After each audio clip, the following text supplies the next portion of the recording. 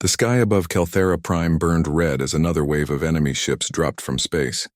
Commander Zexhai pressed his crystalline hands against the observation window of the defense center, watching his beautiful world die. The tall, graceful being had lived for 300 years, but he had never seen anything like this. War was something his people read about in ancient texts, not something they lived through. "Commander, the northern cities are gone," reported his aide, her voice shaking. "The energy readings show complete destruction. Nothing could have survived those blasts." Zexhai closed his eyes. The northern cities had been home to millions of his people. Artists, scientists, teachers, children, all gone in moments because of ships that fell from the stars like metal death. The Vorthon Empire had arrived 6 days ago. Their massive warships had appeared without warning, blocking out the sun with their dark hulls. The Vorthons were reptilian creatures with scales like armor and eyes like cold jewels. They lived for conquest and had already destroyed 17 other worlds in their march across the galaxy. "Sir, they are demanding our surrender again," his communications officer said. "They say if we give up now, they will spare the remaining cities. And if we refuse? Complete destruction within the hour." Zexhai looked around the command center. His officers were all artists and scientists who had been forced to become soldiers overnight. They had no weapons that could hurt the Vorthon ships. Their defensive shields were failing. Their small patrol boats had been destroyed in the first attack. "Open a channel to all frequencies," he ordered. Not to the Vorthons. To anyone else who might be listening. His communications officer looked confused but followed orders. The equipment hummed to life, sending signals across space to any civilization that might hear them. Zexhai took a deep breath and began to speak. "This is Commander Zexhai of Kelthera Prime. Our world is under attack by the Vorthon Empire. We are a peaceful people. We have no weapons of war. We have never harmed anyone. But we are about to be destroyed." He paused, watching another explosion light up the sky outside. "If there is anyone listening, please help us. We offer everything we have. Our art, our science, our culture. We will give it all to anyone who can save us. We are dying and we do not want to die." The message went out into the darkness between stars. Most civilizations that received it would delete it and pretend they never heard it. The Vorthon Empire was too strong. No one wanted to make them angry.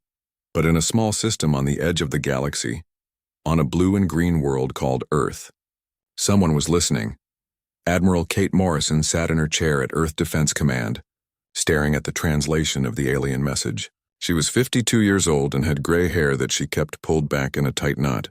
Her face was hard from years of making difficult decisions, but her eyes were still kind. "Play it again," she told Lieutenant Commander Jake Sullivan. The young officer touched his controls, and the desperate voice filled the room again. Morrison had met the Kalari before. They were beautiful people who looked like they were made of living crystal. They created art that could make grown humans cry, and had shared scientific discoveries that helped everyone. Now they were being murdered. "What does the Galactic Council say about this?" Morrison asked. Sullivan looked uncomfortable. "They say it is a local conflict. They will not get involved because it might start a war with the Vorthons." Morrison cursed under her breath. The Galactic Council was full of old races who had grown comfortable and afraid. They would rather let good people die than risk their own safety. "What ships do we have ready?" "The Defiance, Liberty, and Retribution. Captain Lisa Park has been running training exercises with them." Morrison nodded. Those were their newest ships, built with the best technology Earth could create. They were not as pretty as alien ships, but they were built to fight and win. "Get me Captain Park on the comm." A few minutes later, the screen showed a woman in her 40s with short black hair and sharp eyes. Lisa Park had been fighting pirates and smugglers for 10 years. She knew how to handle dangerous situations. "Admiral, I heard about the Kalari situation. Are we going to help them?" "The Council says no. They think it is too dangerous." Park's expression did not change. "What do you think, Admiral?" Morrison was quiet for a moment. She thought about the Kalari she had met, gentle people who had never hurt anyone. She thought about her own grandchildren, safe on Earth for now. She thought about what it meant to be human. "I think the Council is full of cowards," she said finally. "And I think someone needs to teach the Vorthons that they cannot just kill innocent people. My ships can be ready in 2 hours. This is not an official mission, Captain. If you go, Earth cannot protect you if things go wrong. You will be on your own." Park smiled, and it was not a nice smile. Admiral, we are always on our own when it matters. That is what makes us human. Back on Kelthera Prime, the situation was getting worse. The Vorthan commander, Warlord Krextar, was growing impatient. His ships had been bombing the planet for hours, but the Kalari refused to surrender. Their defense center was still sending out messages, begging for help that would never come. Krextar was 7 feet tall, with green scales and metal parts replacing some of his body from old battles. He had conquered dozens of worlds and killed millions of beings. The Kalari were just another number to him. "Sir, should we begin the final bombardment?" asked his second-in-command. "Not yet. Let them suffer a little longer. Fear makes conquest easier." He did not know that far across space 3 human ships were already moving toward his position.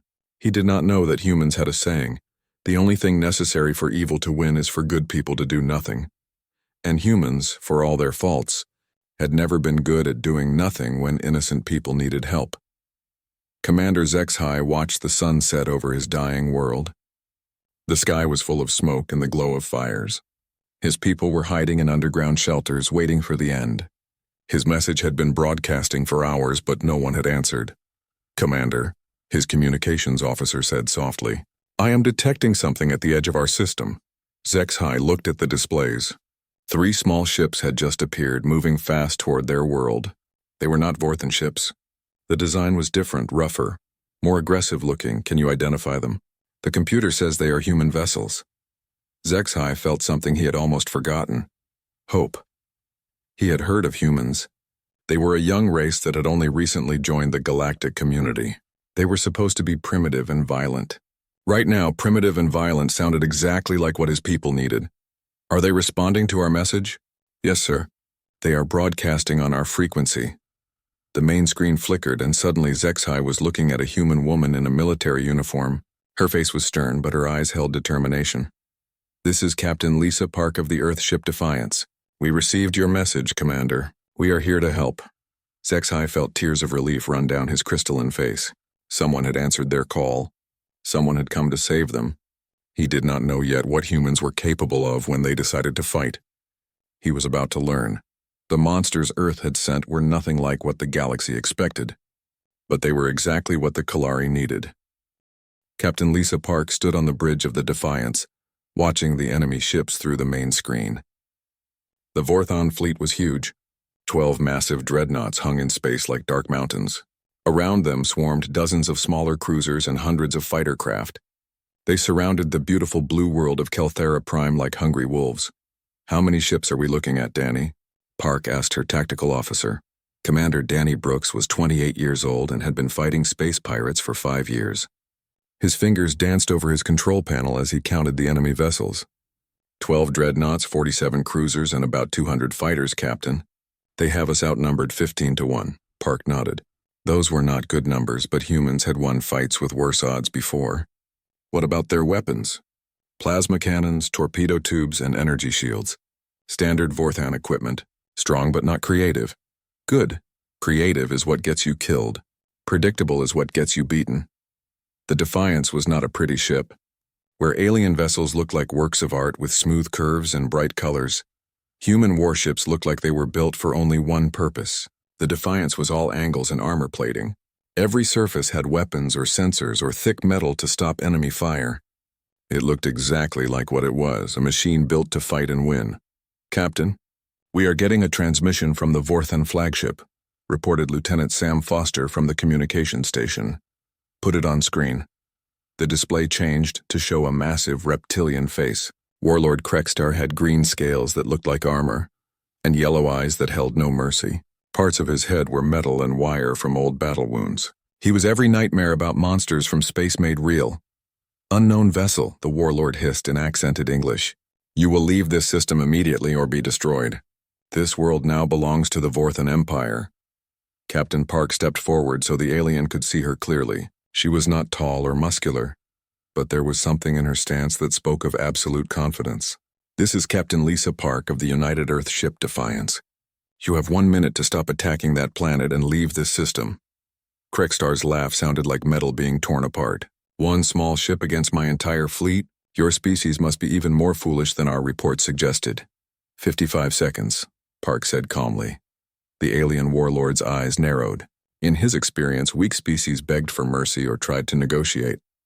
They did not give ultimatums to vastly superior forces. You dare threaten me? 50 seconds.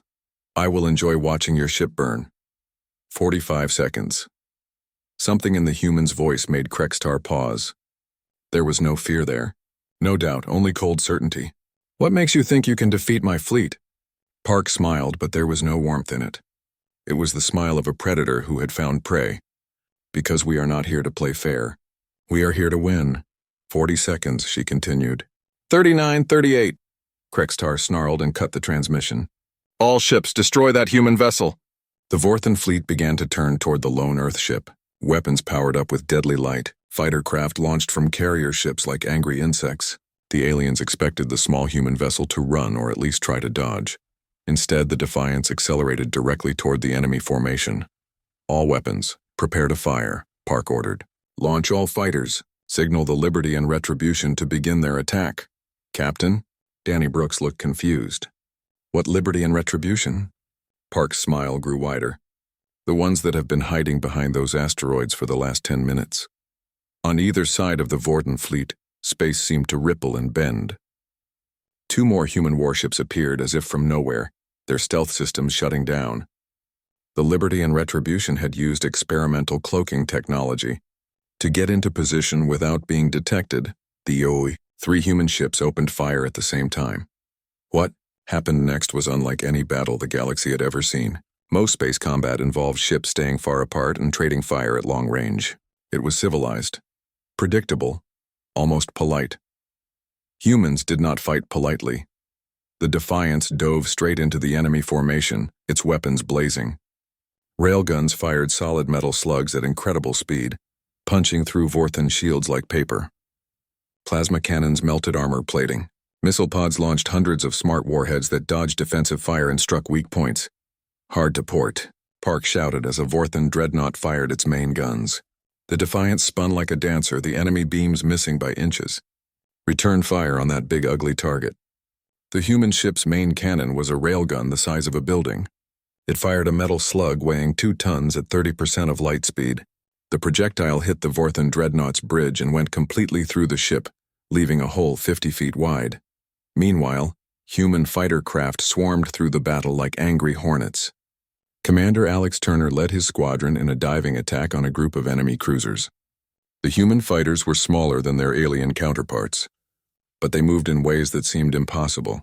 Remember, people, Turner said over the comm as he rolled his fighter through the explosion of a destroyed enemy ship.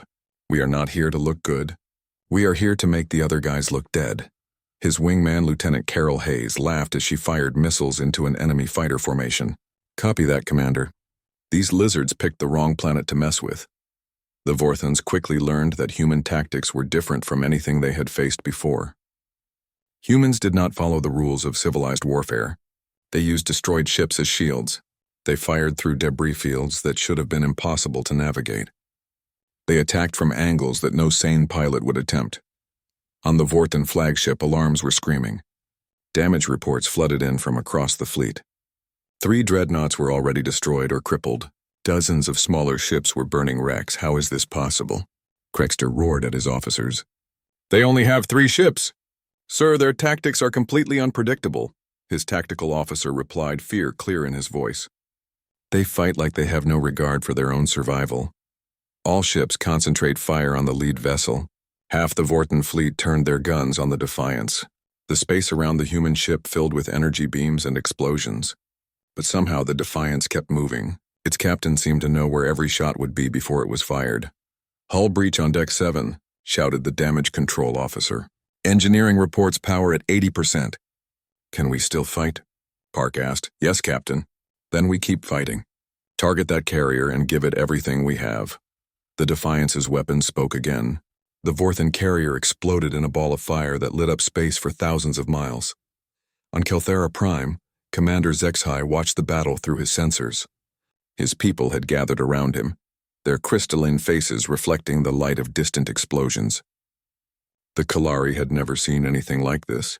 War to them was something that happened in ancient stories, not something real. They fight so violently, whispered Elder Morthani. Like creatures possessed by fury. They fight for us, Zexhai replied quietly. They came here knowing they might die just to help people they have never met. Another Vorthan ship exploded on the screen.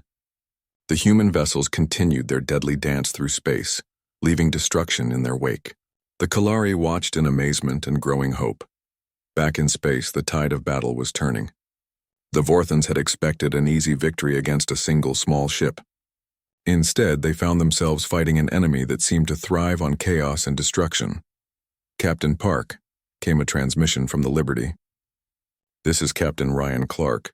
We have destroyed 8 cruisers and damaged 2 dreadnoughts. How are you holding up? Still breathing, still fighting, Park replied as she ordered another attack run. These lizards picked the wrong species to mess with. Captain Martinez on the Retribution here, came another voice. I count 40 enemy fighters destroyed. They are starting to retreat. Park looked at the tactical display. The Vorthan formation was falling apart. Ships that had seemed invincible minutes ago were now burning wrecks or running for the edge of the system. This is not over, she said grimly. Keep hitting them. Do not let them regroup. The human ships pressed their attack with relentless efficiency. They had come here to save the Kalari, and they would not stop until every Vorthan ship was destroyed or driven away. Warlord Krextar stared at his tactical screens in disbelief. Half his fleet was gone. The humans had turned what should have been an easy conquest into a nightmare. His ships were superior in number and firepower, but the humans fought like demons. Sir, recommend we withdraw and request reinforcements, his second-in-command suggested. Krextar's pride warred with his survival instinct. He had never retreated from a battle in his life, but he had also never faced an enemy like this. Prepare to jump to hyperspace, he finally ordered. The remaining Vorthan ships began to pull back, but the humans were not finished with them yet. The battle had been going on for 4 hours, and space around Kelthera Prime looked like a graveyard of metal and fire. Broken pieces of Vorthan ships drifted in the darkness, their hulls torn open and their lights dead. The proud fleet that had come to conquer a peaceful world was now scattered and burning. Captain Lisa Park wiped blood from a cut on her forehead as another explosion shook the Defiance. Her ship had taken heavy damage, but it was still fighting. Around her, the bridge crew worked with desperate efficiency, knowing that every mistake could mean death for millions of innocent people below. Danny, what is our weapons status? She asked. Commander Brooks checked his screens, his face lit by the glow of warning lights. Main railgun is at 60% power. Missile tubes 3 and 7 are jammed. Plasma cannons are overheating but still operational. And the enemy? 7 dreadnoughts destroyed or disabled. 28 cruisers gone. Fighter numbers down to maybe 50 from their original 200. Park nodded grimly. They were winning, but the cost was high. The Liberty had lost its engine section and was running on backup power. The Retribution had a hole in its side big enough to fly a shuttle through. All 3 human ships were battered and bleeding, but they kept fighting. Captain, Lieutenant Foster called from communications. The Vorthan flagship is hailing us. Put it through. Warlord Krextar appeared on the screen again, but he looked very different now. His bridge was dark and filled with smoke. Sparks flew from damaged equipment. His officers moved with the quick, nervous motions of people who knew they were losing. Human commander, he said, his voice no longer full of arrogance. We are prepared to discuss terms. The terms are simple, Park replied. Leave this system immediately and never come back. You cannot destroy my entire fleet with just 3 ships. Park smiled, and it was the same cold smile she had shown him hours ago. Want to bet? Before Krextar could respond, 30 more human ships dropped out of hyperspace at the edge of the system. The rest of Earth's rapid response fleet had arrived, led by Admiral Morrison herself aboard the massive battleship Revenge. The new ships did not wait for orders or formal greetings. They immediately opened fire on the remaining Vorthan vessels with the same brutal efficiency their comrades had shown. Admiral Morrison's voice cut across all communication channels. This is Admiral Kate Morrison of the Earth Defense Fleet. Any Vorthan ship that fires another shot will be completely destroyed. You have 5 minutes to begin your retreat. On the Vorthan flagship, officers stared at their screens in terror. The human reinforcements were fresh and undamaged, their weapons fully charged and ready for battle. The few Vorthan ships that remained were already beaten and running low on ammunition. Sir, we must withdraw, Krextar's second-in-command urged. We cannot fight them all. The warlord looked at the tactical display showing the approaching human fleet. Each ship looked like a flying fortress, bristling with weapons and armor. He had spent his life conquering weaker species, but these humans were not weak. They were something else entirely. All ships, he broadcast to his fleet, retreat to hyperspace, immediately. The surviving Vorthon vessels turned and fled toward the edge of the system as fast as their damaged engines could carry them. Some ships were so badly hurt they could barely move. Others had to be towed by their companions. The great Vorthon fleet that had arrived with such confidence was now running away in terror. But the humans were not done with them yet. "All ships, pursue," Admiral Morrison ordered. "I want every Vorthon vessel out of this system, and I want them to remember this day for the rest of their lives." The human ships gave chase, their weapons continuing to fire at the retreating enemy. More Vorthon vessels exploded or were crippled as they tried to escape. Those that made it to the hyperspace jump point disappeared into the void, carrying news of their defeat back to the Vorthon Empire. As the last enemy ship vanished, a strange quiet settled over the Kalari system. The only sounds were the crackling of burning debris and the quiet communications between human ships checking on each other. On the surface of Kelthera Prime, the Kalari emerged from their shelters to see a sky free of enemy ships for the first time in days. Commander Zexhai stood on the balcony of his command center, looking up at the stars with tears running down his crystalline face. "They did it," he whispered. "The humans actually did it." Elder Morthani joined him, her ancient form moving slowly but steadily. "I have lived for 800 years, she said in her musical voice. "I have seen the rise and fall of civilizations, but I have never seen anything like what these humans just did." "What do you mean, Elder?" "They came here knowing they might die. They fought an enemy many times their size. And they did it all for people they barely know. Most species in the galaxy would have ignored our call for help." Zexhai nodded. "The Galactic Council certainly did, but not the humans. They heard our cry and they came running. What kind of people do that?" Before Zexhai could answer, his communications officer called to him. "Commander, we are receiving landing requests from human ships. They want to send medical teams and engineers to help with repairs." "Grant all requests immediately," Zexhai replied. "These people saved our world. They can have anything they want." The first human shuttles began landing in the damaged cities within an hour. The Kalari watched nervously as the strange aliens emerged from their craft. The humans were shorter than the Kalari and much more solid-looking. Where the Kalari moved with fluid grace, humans moved with purpose and energy.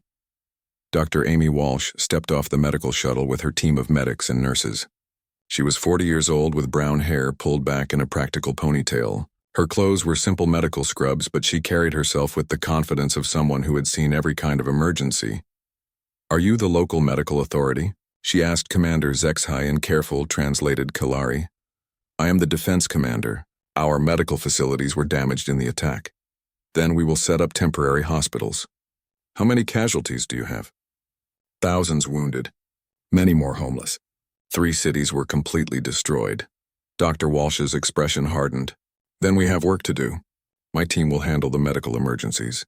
"Are there any other human ships bringing supplies?" "Several are on their way with food, shelter materials, and power generators." "Good. We will have you back on your feet in no time." As the human medical team began working, Zexhai was amazed by their efficiency. They moved through the injured Kalari with quick, practiced motions, treating wounds and setting broken bones with skill that matched their warriors' abilities in battle. Engineer Lieutenant Commander Tony Martinez led a team to restore power to the capital city. He was a small, energetic man who seemed to view every problem as a puzzle to be solved. When he saw the damaged power grid, he rubbed his hands together with excitement. "Oh, this is going to be fun," he said to his team. "Alien technology mixed with battle damage. I love a challenge." Kalari engineer Yexlan approached cautiously. "The power systems are very delicate. They took centuries to grow into their current configuration." Martinez looked at the organic-looking power conduits that seemed to grow from the walls like vines. "Interesting. Biological engineering. We can work with this. But you must be very careful not to damage the neural pathways." "Neural pathways?" Your power grid thinks. "Of course. How else would it know where to send electricity when needs change?" Martinez stared at the Kalari engineer for a moment, then broke into a huge grin. Buddy, I think this is the beginning of a beautiful friendship. As the humans worked to repair the damage to Kelthera Prime, word of their victory was already spreading across the galaxy. The Vorthan Empire had been stopped by a species most aliens considered primitive and violent. 3 human ships had defeated a fleet of 60. In the halls of the Galactic Council, emergency sessions were being called. Representatives of dozens of species gathered to discuss what this meant for the balance of power in their region of space. The humans violated every protocol, complained Counselor Vexmill of the Andromedans. They attacked without authorization from the Council. They saved an entire civilization, countered Ambassador Helen Price, Earth's representative to the Council, while all of you sat here debating proper procedures. Their methods are disturbing, said Elder Korthek of the Transcendent Collective. Such violence is not civilized. Ambassador Price stood up, her voice carrying the steel that had made humans respected among the stars. Civilized? Tell me, Elder. What is civilized about letting innocents die while you worry about paperwork? The chamber fell silent. Through the great windows, the lights of thousands of worlds could be seen in the darkness of space. Each one represented billions of lives that depended on the Council's decisions. The Vorthan Empire has filed a formal complaint, said Counselor Hexara of the Symmetry. They claim humans use illegal weapons and tactics. The only thing illegal about our weapons is how effective they are, Price replied. And our tactics work because we fight to win, not to look good doing it. What you showed today was not restrained warfare, Elder Korthek said quietly. What would happen if humans ever fought without restraint? 3 weeks after the battle, Kelthera Prime was starting to look alive again. The smoking ruins had been cleared away and new buildings were rising from the ashes. But these were not the same elegant crystal towers that had stood before. The new structures were a strange mix of Kalari art and human practicality. Dr. Amy Walsh walked through the temporary hospital that had become her second home. The wounded Kalari were healing faster than she had expected, their crystalline bodies naturally repairing damage in ways that amazed her medical team. But it was not just their physical wounds that were healing. Something deeper was changing. Dr. Walsh called Healer Nexera, one of the Kalari medical workers. The human treatment methods are working better than our traditional healing. Walsh looked at the charts showing patient recovery rates. Your people are remarkably resilient. We are just speeding up what your bodies already know how to do. But it is more than that. Before the humans came, we did not know how to deal with trauma like this. Your people have taught us that healing sometimes requires strength we did not know we had. Walsh nodded thoughtfully. The Kalari had been so peaceful for so long that they had forgotten how to cope with violence and loss. The human medical teams had not just treated their wounds. They had shown them how to be strong in the face of suffering. Across the city, engineer Tony Martinez was working with a team of Kalari technicians to rebuild the power grid. The new system was unlike anything either species had built before. It combined Kalari biological engineering with human redundancy and durability. The neural pathways are responding well to the backup systems, reported Kalari engineer Yexalon. But I still do not understand why humans build so many extra connections. Martinez wiped grease from his hands and grinned. Because things break, buddy. Murphy's Law says that anything that can go wrong will go wrong, so we plan for it. Murphy's Law? If you build something that cannot fail, the universe will build a better failure. So we build things that can fail in small ways instead of big ways. Yexlan's crystalline features showed confusion. Your people expect their creations to break? We expect everything to break eventually. The trick is making sure it breaks safely and can be fixed quickly. This conversation was happening all over the planet as humans and Kalari worked together. The two species had completely different ways of thinking about problems.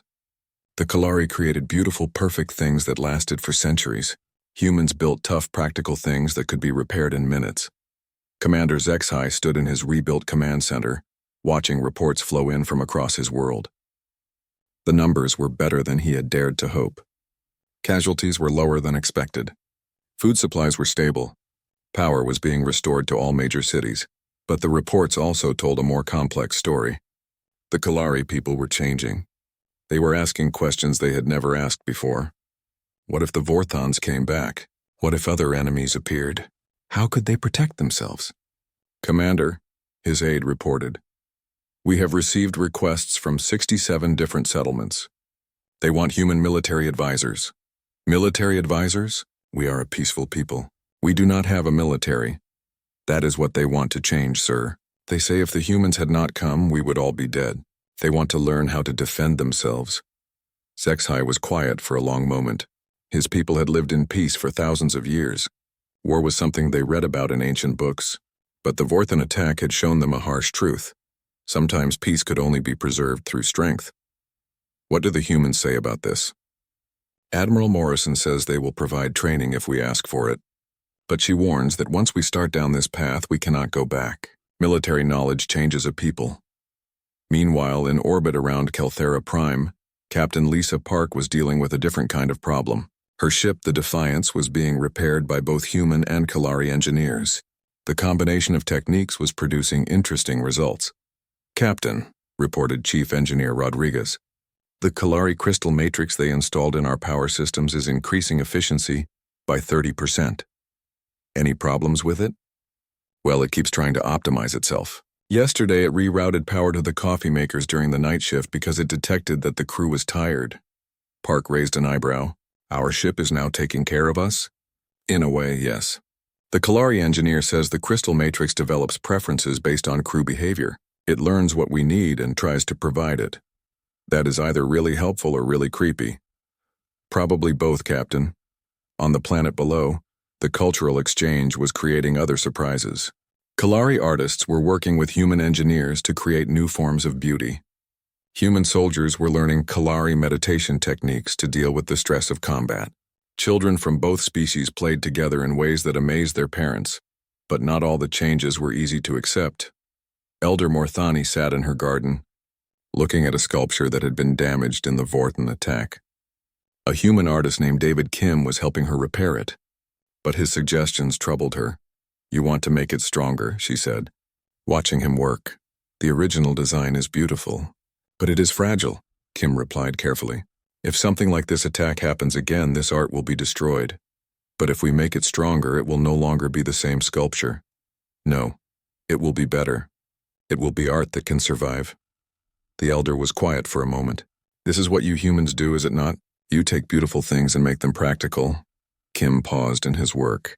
"We take practical things and try to make them beautiful. There is a difference. Is there? Your ships are weapons, but they are also works of art in their own way. Deadly art. Our ships do what they need to do. If they happen to look good doing it, that is a bonus." Elder Morthani studied the young human. "Your people saved us, but you also changed us. We will never be the same peaceful species we were before. Would you want to be?" That peaceful species was about to be extinct. The conversation was interrupted by the arrival of Commander Zexhai. His crystalline features showed worry as he approached them. "Elder, we have received a message from the Galactic Council. They want to meet with human and Kalari representatives immediately." "What do they want?" "To discuss the implications of human intervention in local conflicts." Kim looked up from his work. "That sounds like politician speak for 'we are mad that you did not ask permission first.'" Elder Morthani rose gracefully. "Then we must remind them that dying people do not have time to fill out proper forms." The meeting took place on the neutral station of Centralis Prime, headquarters of the Galactic Council. The great chamber was filled with representatives from dozens of species, all there to discuss what the humans had done and what it meant for the future. Ambassador Helen Price sat at the human delegation table, flanked by Admiral Morrison and Commander Zexhai. Across the chamber, representatives of the galaxy's great civilizations watched them with expressions ranging from curiosity to barely concealed fear. "The humans acted without council authorization," declared Counselor Vexmill of the Andromedans. "This sets a dangerous precedent." "A precedent of saving lives," Price replied calmly. "How terrible." "Your methods were excessively violent," said Elder Korthek of the Transcendent Collective. "Such brutality has no place in civilized space." Admiral Morrison leaned forward. "Tell me, Elder, what is civilized about letting genocide happen because the paperwork takes too long?" "We follow established procedures for good reasons," Counselor Hexara chimed in. "Without proper authorization, anyone could start a war for any reason." "We did not start a war." Commander Zexhai spoke for the first time, his translated voice carrying across the chamber. "We were about to be exterminated. The humans prevented a massacre. The Vorthan Empire claims you used prohibited weapons, Vexmill pressed. Price smiled coldly. We used effective weapons. If the Vorthans find that disturbing, perhaps they should reconsider their career choices. What concerns us, Elder Korthek said quietly, is what happens next time. What happens when humans decide someone else needs saving? We save them, Morrison replied simply. That is what we do. Without asking permission?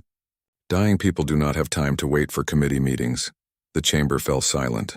Through the great windows, the lights of 1,000 worlds sparkled in the void. Each one represented billions of lives that depended on the Council's wisdom and protection. The humans have disrupted the balance of power, Vexmill said finally. Other species are already requesting human protection. Pirates are avoiding systems with human presence. The Vorthan Empire has withdrawn from 3 border conflict. And this is bad because? Price asked. Because it changes everything. The galaxy has operated under certain rules for thousands of years. Rules that were failing the people who needed protection most. Commander Zexhai stood up, his crystalline form catching the light from the chamber's illumination.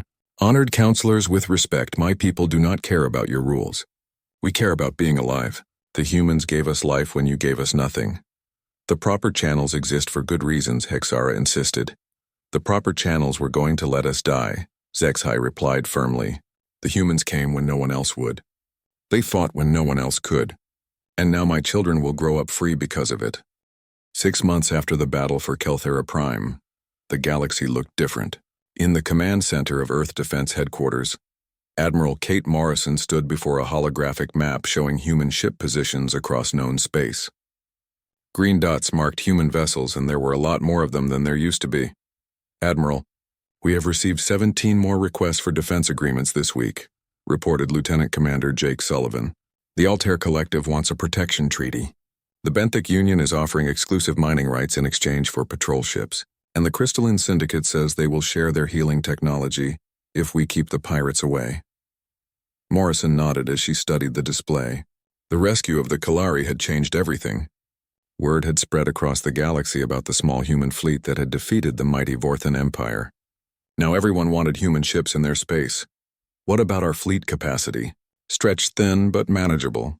We have 47 ships on active patrol, 15 more in construction. Earth shipyards are working around the clock. And recruitment, Sullivan smiled. More volunteers than we can train. Apparently being the galaxy's heroes is good for enlistment numbers. The door chimed and Captain Lisa Park entered. Her ship, the Defiance, had just returned from escorting a Kalari trade convoy through contested space. The hybrid repairs using Kalari crystal technology had made her vessel even more effective than before. Admiral, the convoy mission was successful, Park reported, but we encountered something interesting. What kind of interesting? Vorthan ships. They detected us at long range and immediately fled to hyperspace without engaging. Morrison raised an eyebrow. They ran away? Yes, ma'am. The moment they identified us as human, they jumped out of the system. Sullivan checked his reports. That is the 8th time this month, Admiral. Fourth-hand forces are actively avoiding contact with human ships. Good. Fear is a powerful deterrent. Park looked troubled. Ma'am, with respect, is that what we want? To be the species that everyone is afraid of? Morrison considered the question. Better to be feared by those who would hurt innocents than to be loved by those who would let innocents die. Meanwhile, on Kelthera Prime, the transformation of Kalari society continued. Commander Zexhai walked through the new military academy that had been built in the capital city. Young Kalari trained alongside human instructors, learning tactics and weapons use that their peaceful ancestors would never have imagined. Commander, called Instructor Sergeant Nina Rodriguez, your students are progressing well. They learn fast when they understand what they are fighting for. Zexhai watched a class of young Kalari practicing with energy rifles. Their movements were still graceful like all their people, but there was a new hardness in their crystalline features. They had seen what happened to those who could not defend themselves. Sergeant, do you think we are doing the right thing? Teaching our children to be warriors? Rodriguez considered this carefully. Commander, you are teaching them to be protectors. There is a difference, is there? They learn to kill efficiently. How is that protection? Because efficient killing ends wars quickly. Quick wars save lives. The longer a fight goes on, the more people die. A young Kalari cadet approached them, Her name was Yexicina, and she had lost her parents in the Vorthan attack. Commander Zexhai, I have a question. Yes, Cadet? The human instructors say we must be willing to die for what we believe in. But our old teachers always said life was the most precious thing. How do we balance these ideas? Zexhai looked at the young woman who had chosen to become a warrior to protect her people. Life is precious, Cadet. That is exactly why some lives must be risked to protect all the others. But how do we know when to fight and when not to fight? Before Zexhai could answer, Rodriguez spoke up. You fight when someone threatens people who cannot protect themselves.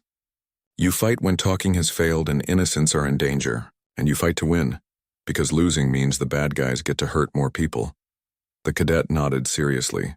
So we become monsters to fight monsters? No, Rodriguez said firmly. You become guardians. Monsters hurt innocents. Guardians protect them. The tools might look the same, but the purpose is completely different. Across the galaxy, the effects of humanity's actions were being felt in unexpected ways.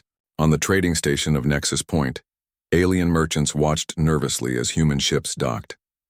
The humans had become major players in galactic trade, but their presence changed the atmosphere of every place they visited. Trader Hexnall of the Symmetry approached the human merchant vessel Liberty Bell with some caution. The ship's captain, a woman named Sarah Kim, greeted him with a friendly smile that did not quite hide the calculating look in her eyes. Captain Kim, we have the rare crystals you requested, Hexnall said, his crystalline form chiming softly. But the price has increased due to recent market fluctuations. Kim looked at the manifest on her tablet. These are the same crystals we agreed on last month. Same quality, same quantity. Why the price increase? The routes have become more dangerous. Pirate activity has increased shipping costs. What pirate activity? Human patrols have cleared pirates from every major trade route in this sector. Hexnall shifted uncomfortably. Well, yes, but insurance costs remain high due to the general instability in the region. Kim's smile became less friendly. Hexnall, are you trying to cheat me because you think humans are too new to galactic trade to know better? Of course not. I would never suggest such a thing.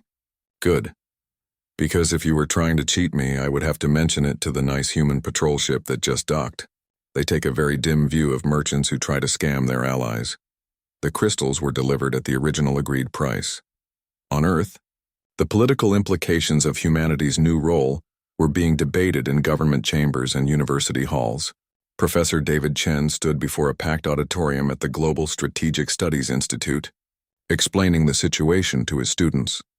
The rescue of Kelthera Prime has fundamentally altered humanity's position in galactic politics, he said, gesturing to a holographic display. We have gone from being a minor frontier species to being the civilization that other species call when they need serious problems solved. A student raised her hand. Professor, is this a good thing? Some people say we are becoming galactic police without being asked. That is the fundamental question, isn't it? With great power comes great responsibility, but who decides how that responsibility should be used? Another student spoke up. The Galactic Council thinks we should ask permission before helping people. Professor Chen nodded. The Council represents established interests and traditional power structures. They prefer stability over justice when the two conflict. So what should we do? That depends on what kind of species we want to be. Do we want to be safe and respected, or do we want to be right? Can't we be both?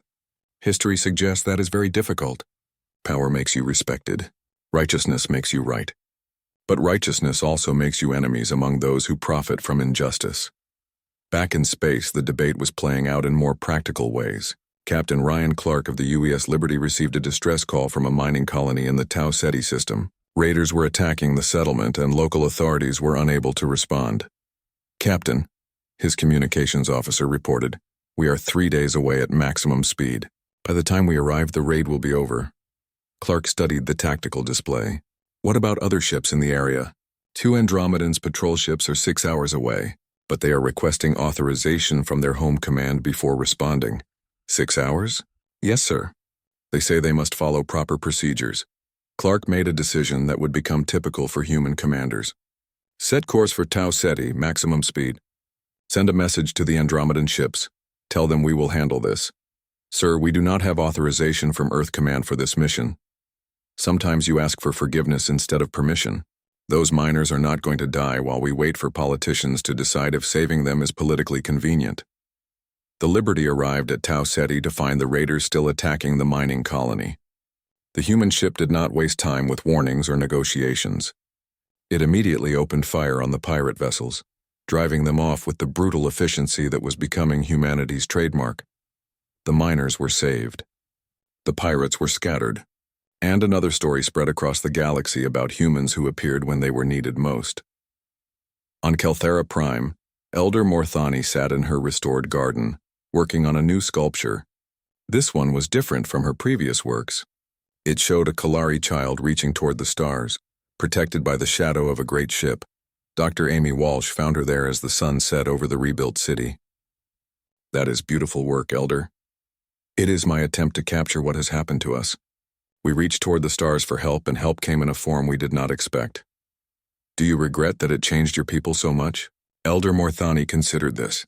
Change is the price of survival. We can mourn what we have lost, but we must also celebrate what we have gained. Which is the knowledge that we are not alone, that somewhere in the darkness between stars there are people who will come when innocents cry for help.